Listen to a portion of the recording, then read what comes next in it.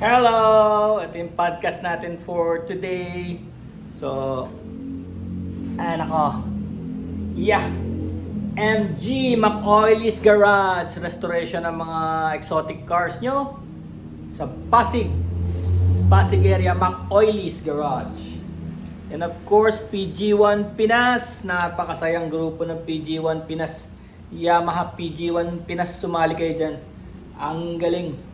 Napaka-adventurous na grupo na to, nakakatuwang samahan. Of course, wala akong PG1 eh. Salim Pusa. Honda, Kawasaki. Pasensya na. Wala akong pambili ng PG1 ngayon. Tsaka, parehas lang ng power kasi. Meron akong 135, meron akong 125, meron akong 110. Oh. So, doon, naglalaro sa tatlong yun, kasabay ko sila kasi masarap din yung dapat sabay-sabay kayo. Alright! Congratulate nyo ako. Thank you! Meron na naman ako ang bagong Google certification. This is my 9th. Siyam na.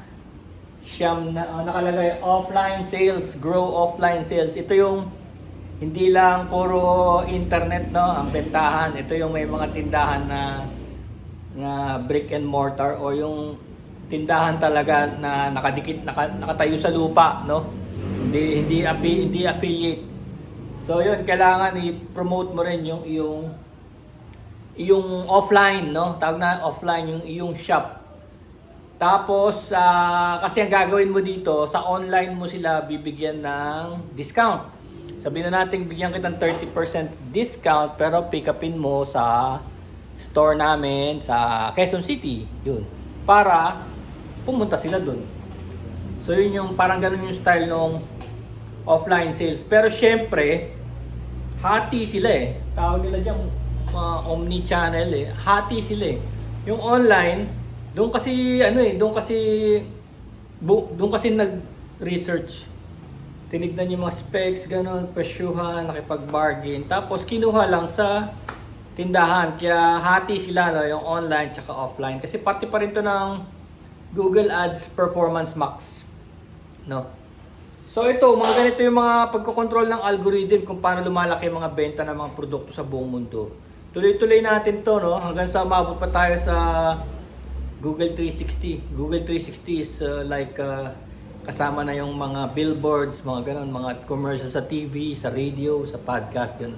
Kasama na rin yung tinatawag nilang Google 360 or DV 360, So, susunod ko na yun. Pero right now, celebrate muna tayo ng ating masarap na single origin coffee apple. Sarap. Actually, better siya pag walang cream. Nakasira yung cream. Lang to, yung coffee mismo, tsaka yung honey. Solid, tumatanda na talaga, Hindi na kailangan ng mga gatas-gatas, So ito, okay. Yung sinabi ko sa inyo, kung gusto niyo gumanto yung mga magpalaganap ng inyong entity, business, or mga hobbies nyo, or mga shops nyo. So yung magpalaganap sa internet, nalalabas man lang kayo kahit papano sa mga YouTube search or Yahoo search or kung saan man yan, sa mga Google entity, sa YouTube, sa WordPress. Yung sinabi ko sa inyo, kailangan may fix kayong bahay na sa murang halaga. Sasuggest ko sa inyo, wordpress.com.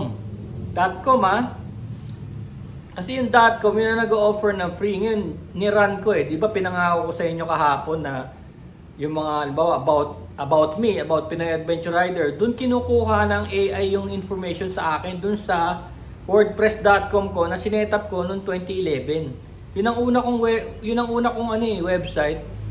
Free siya. May mga ads yan pagka nga ganyan mga free. Tsaka hindi mo magagalaw yung looban, Kasi nakikiano ka lang Parang Facebook, di ba? Hindi mo pwedeng baguhin yung design ng Facebook kasi hindi naman sa'yo yun.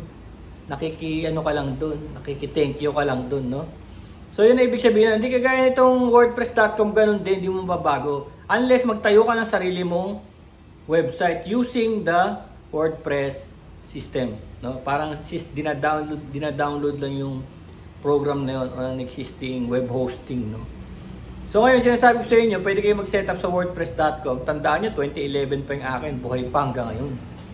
So, pakita natin yung mga samples ha. Pakita natin yung mga samples. Ito yung ginawa ko noong 2011, no? So, it's like clean naman eh, oh. May blog stats, may search, mayroong dito yung link papunta sa Facebook ko. Yan, may sponsorship bar kung sino gusto magpalagay. May email, yung email listing, no, kung uso pa ba yun. May Twitter updates, may archive, ayan, ang dami, mga archives ko. Tapos pwede ka maglagay ng picture and text. Ayan. Kaya lang nung time na to, 3 gigabyte pa ang binibigay nilang libre, 3 gigabyte. Ngayon, 1 gigabyte na lang. So obviously, 1 gigabyte, di ka na pwede magtambak-tambak dito ng mga video. Ang video mo sa YouTube, i-embed mo na lang dito. Pwedeng i-embed. Pero konting ano na lang yun, konting text and photo. Di ba sabi ko sa inyo, ano lang naman to, jump area. Kumbaga yung mainstay mo, para pagka sinesearch yung mga products mo or yung mga tawag dito, yung mga images mo, lilitaw siya ng walang harang. Hindi kagaya nung sa sinabi ko sa inyo kahapon, yung mga Facebook, YouTube, Instagram, and TikTok. Pagka hindi ka dyan nagbabayad, naiipit yung ano mo, naiipit yung pinupost mo. Nakakala mo, pinost mo, pupunta na sa lahat ng sa buong mundo. Hindi ganun.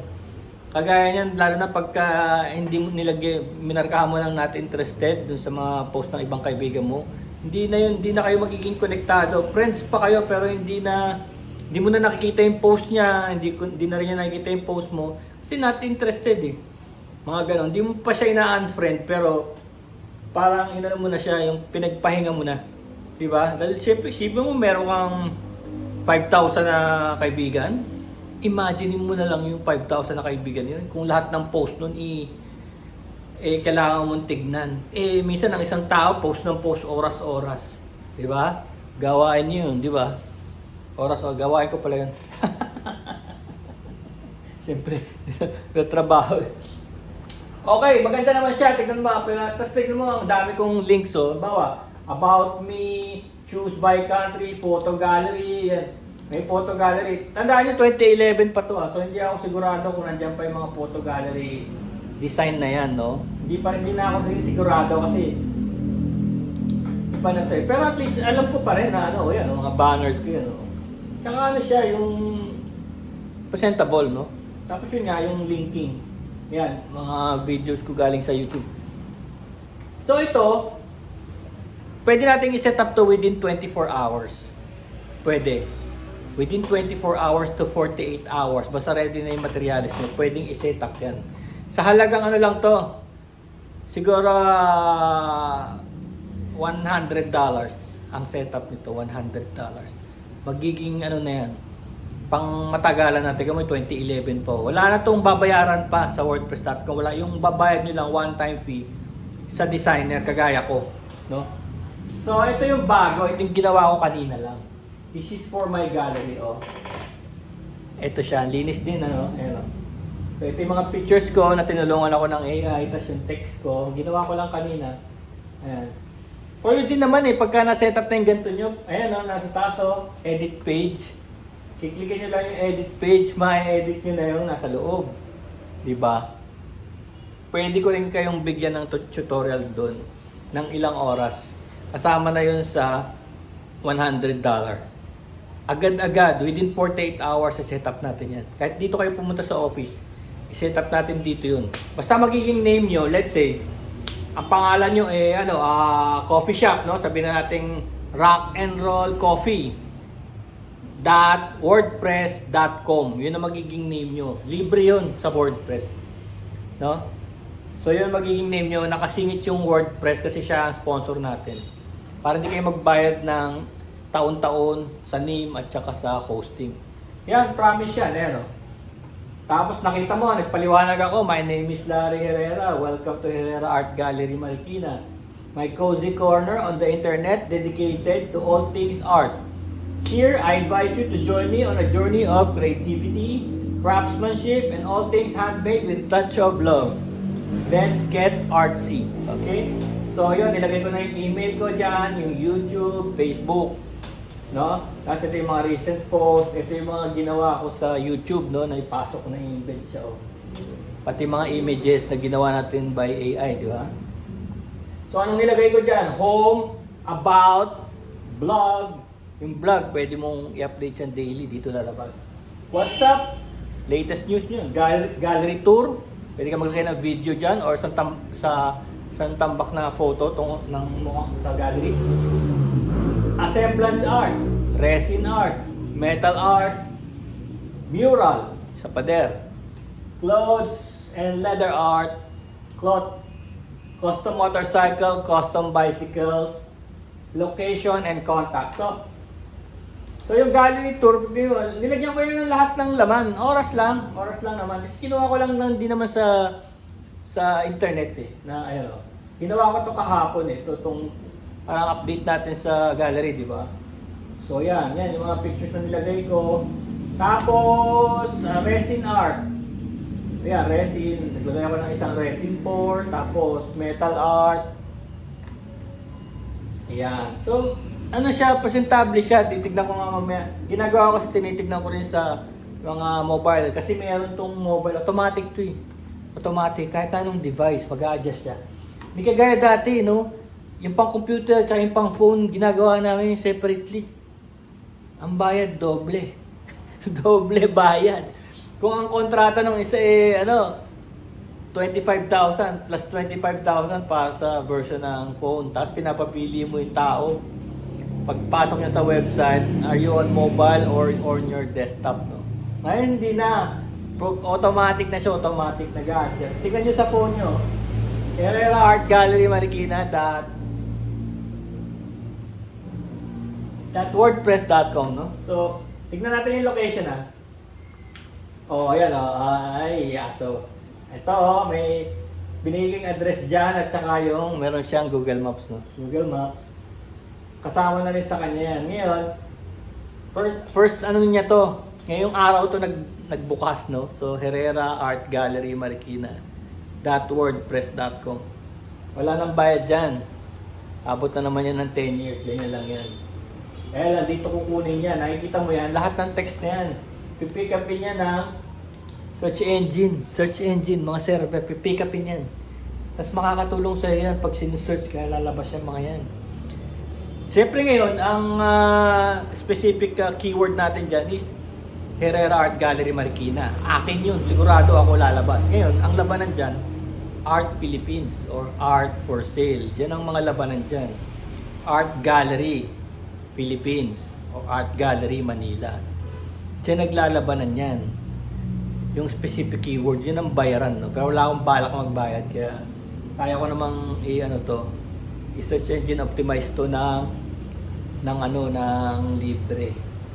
So yan, pwede kang paggawa sa akin ng mga ganyan na ito may ginagawa nga ako eh. Pero ito yung .com, ito yung sinabi sa yung program nila, yung program ng WordPress nilagay ko dito. Kaya kita mo .com siya, .com or .com.ph, no. So mas maganda to kung talagang seryoso ka, no. Kaysa ron sa wordpress.com. Kasi pagka nakita ng mga marurunong yung wordpress.com, sabihin niya, ay, libre. No? So, sabihin alam mo na yung mga tao, ay, libre, walang class. Kaya sa search engine lang natin ginagamit yun. Ngayon, okay, meron lang ako naisip, no? Ito, tapos na tayo sa latest, no? May naisip lang ako. Synchronize with me, no? Kasi kasama sa advocacy ko dito sa mga art ko, kaya nga ako merong mga dito. May mga overthinking man at saka yung troll master, no? Kasama ko sa advocacy yung tungkol sa corruption, no? Gusto ko talagang i-fight yung corruption, yung kahirapan, yung kawalan ng aksyon ng gobyerno, mga healthcare, no? Pag nagkakasakit ang mga Pilipino, hindi malaman kung saan pupunta. Dito, meron ng informal settler malapit sa amin dito. Yung iba sa kanila, na-aksidente, no? Hindi pumupunta sa ospital. tinitiis na lang nila. Iniisip nyo minsan, may nadapat, natusukan ng bakal dito sa tagiliran. Binunot lang, tapos pinahinga. Tsamba-tsamba lang, no? Kung matetano o hindi, hindi talaga pupunta sa ospital. Kaya yung mga Pilipino, karamihan ng Pilipino, kahit may pambayad naman, ayaw nang pumunta kasi hindi na sanay. Alam nilang wala tayong mapapala sa pag nagkasakit ka rito, tapos ka, no? Kaya yung iba nag-abroad talaga. Not really gusto nila sa abroad. Kasi na-homesick sila eh. Gusto nila sa Pilipinas. Kaya lang, iniisip nila yung future nila. Pagka tumanda na sila, paano na yung healthcare. Hindi kagaya sa ibang bansa, sa Europe, sa Australia, ganyan. Sa ibang bansa, libre. Libre ang kahit magpa-hip replacement ka, libre. Hindi kagaya dito na nakikiusap ka pa, pera mo na nga, Tapos ang laki-laki ng kaltas sa bawat sahod. So isipin lang natin ganito, pagka yung pare-parehas na mga naboboto nating mga tao ay sila ng sila. No? May mga kaso na ng pandarambong pagnanakaw. Naisip ko lang, no?